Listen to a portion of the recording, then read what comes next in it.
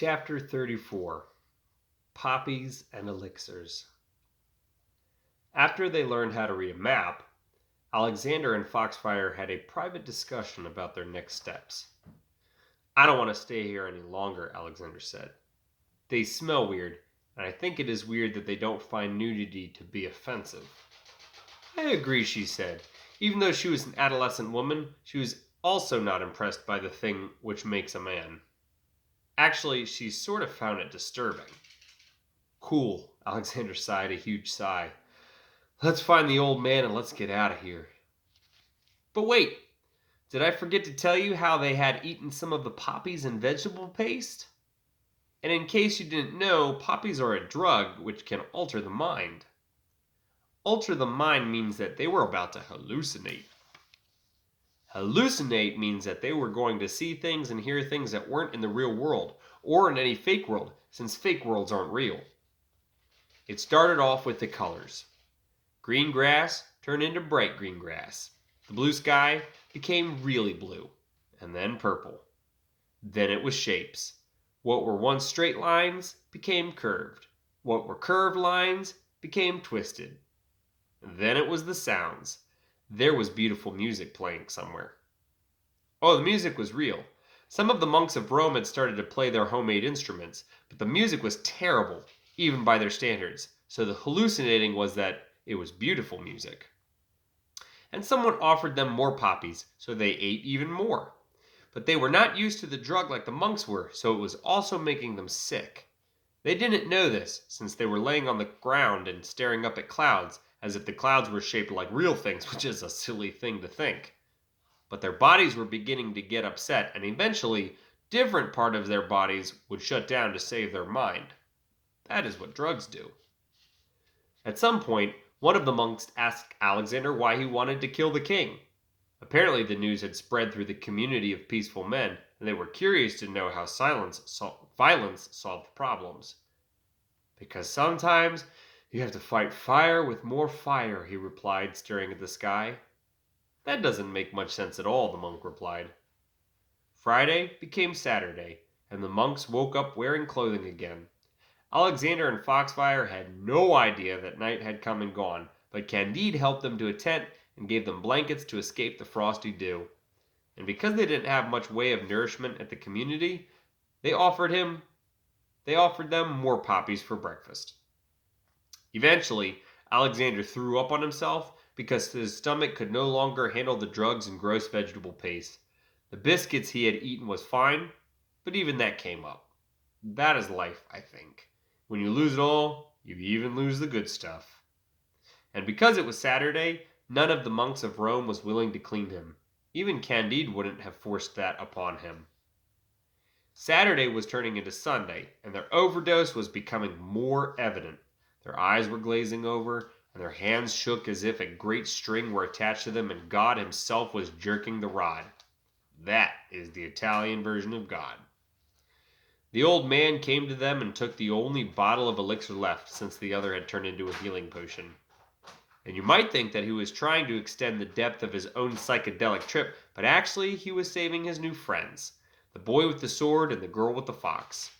He took the bottle in his hands and tipped the lip to their lips and gave them each a hearty swig. Both began to cough as they breathed in some of the toxic juice, but very soon they were asleep. Pimples had often done the very same. When they awoke, their minds were cleared and their bodies were renewed. The elixir had served as a perfect counter to the poppies. Quietly, as repayment, the old man took the rest of the bottle for himself to extend his own psychedelic trip. When Foxfire came out of her sleep, Trix yelped with happiness and jumped on top of her. She licked her face, and I hope I don't need to tell you who was she and who she was. Alexander woke up soon after. The men outside were washing their hair. Chapter 35 Why Candide Asked to Leave with Them. Seeing that the strangers were awake again, the monks offered them more poppies. Being hungry, Alexander accepted. Fortunately, the old man was nearby and cut them off. "We must get moving," he reminded Alexander. "We have to kill the king, remember?" Oh yes, Alexander remembered. So the old man thanked the community for their kindness and generosity. He then led the boy with the sword and the girl with the fox out of the field and towards a mountainous area nearby. Once they were on their way again, he would leave them and go back to the community for a few more days. But first, he needed to get them out of there. Honestly, they were almost a buzzkill. Halfway across the field, they heard a voice from behind them. They turned to see Candide running with a small satchel swinging at his side. He also had a water pouch, so it looked like he was intent on joining them. "Can I join you?" he asked them.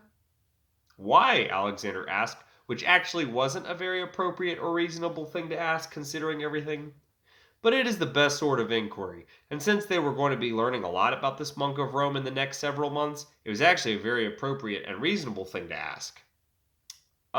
Said Candide, "all of my life I have always struggled with one question. If I am in pain, should I appear to others as strong so that they never know how much I have suffered?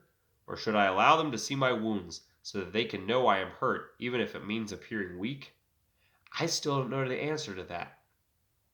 "That is a good question, too," Foxfire applauded him. Alexander nodded in agreement. The old man snorted. Young people. And that was enough to conclude the matter. Candide was a good person, and they could benefit from his company. So without any more reason, they accepted him into their party.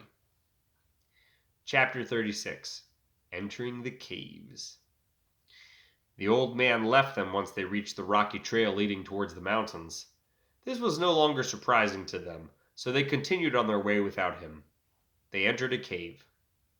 The walls were encrusted with hundreds and possibly billions of gems. You see where this is about to go. "Do you remember what the amber stone did to that librarian?" Foxfire spoke with great excitement. Candide shook his head sadly. He hadn't been a part of that. So she scowled and turned to Alexander. He nodded, also sad. "What if these gems also had magical powers? We need to try them all." Foxfire started pulling gems off the ground and piling them up. Alexander sighed and sat next to them. Actually, none of the stones could even fit in the four shapes left on the sword's hilt. They were either too large or too small. This made Alexander feel better, because he was afraid one of the stones would make him blow up, or maybe it would turn him into a goat. Or if the Italians didn't have goats, then maybe a cow or sheep or something an Italian farmer would consider food. So when they didn't fit, he was glad. Candide spent most of his time helping Foxfire pry off the gems, but eventually he began to sing, and the sound of his voice carried throughout the chambers of the cave and echoed all the way to where the second monster was sleeping. We can't blame the old, and by old I am referring to his position and not his age, monk of Rome, though. He was very bored. We do dumb things when we are bored. After about 500 gems, Alexander decided that anything stuck in the cave walls wouldn't have been in the sword's hilt anyway. Gems just don't magically float and remain there for thousands of years as cave walls grow over them. Actually, caves mostly break apart, revealing these hidden treasures. In both cases, it seemed very unlikely that any of the gems encrusting the walls were magical. So they only checked the ones which were already on the ground. They moved on. The cave made a split, so that one path led to the left and one path led to the right. By now, it was very dark in the cave. The light from the mouth was very far away. Candide was especially afraid of the caves beyond the stretch of light, so Alexander went through his bag to find something that could help. Lighters weren't invented back then, and I don't think matches were either, but I'm sure the Italians had some way of starting fires. Foxfire, who was actually excellent at being Italian and also good at making fires, took the magnifying glass, the scroll, and the rope which Alexander had been using to lead the piglet with, and went to the front of the cave again. The piglet ran off into the cave before Alexander could catch him. Even though the piglet hasn't been very important until this point, and you probably forgot it was around, Alexander was still very fond of it, so he ran into the darkness after it. Candide looked both ways before finally going after Foxfire. Foxfire used the sun's beams and the magnifying glass to create a laser. She then found a stick near the entrance of the cave and wrapped the paper around it. She tied it together with a rope, and then she used the laser beam to ignite the paper and create a torch. Candide clapped for her. But he also told her that Alexander had run off into the caves, so Foxfire quickly ran in after him. The bag of stuff was still on the ground, so she quickly collected it all up into the knapsack. She saw the pencil and realized it might come in handy. She slung the knapsack on her back and told Trix to stay close. And for some reason, the fox was smarter than the pig, so she, who was Trix, did. Candide thought he saw Alexander run off towards the left, so that is the way they went. Before they went too deep, though, Foxfire scribbled an arrow on the wall which showed the way they had gone.